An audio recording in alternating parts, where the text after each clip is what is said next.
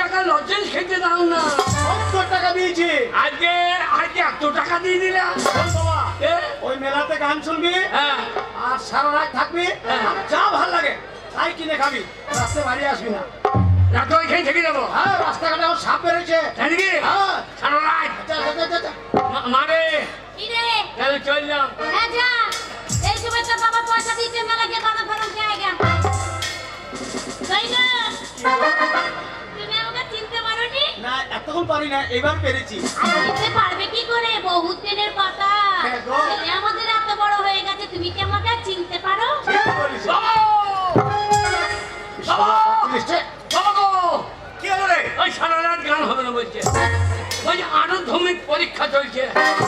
আরো ধমিক লয় না মূর্খ, হ্যাঁ মাধ্যমিক পরীক্ষা। হ্যাঁ। শোন, এ? সারা গানা হরিকে হইল মেলার প্রচুর দোকানদার আছে, হ্যাঁ। সেই দোকানে ঢুকে শুয়ে পড়বি, ঘুগনি টুগনি জিলাপি খেয়ে নেবি। না, আমার ভালো লাগে না। এ যা রে, এ শালা বেরিয়ে রে। এই কি গো? এই কি গো? সব ছেলেরা চলে গেছে, আর ঘরটা ঘুরে ঘুরে ঘুরে ঘুরে করছে। আমি চললাম। আচ্ছা, তুমি আমার লড়তে নেই না। কেন রে? তোমার ইন্দুর মুড়ি কিছু আল্লাহ পাবে না। এ যা রে, যাচ্ছি গো। শালা ঘর থেকে বেরিয়ে নে।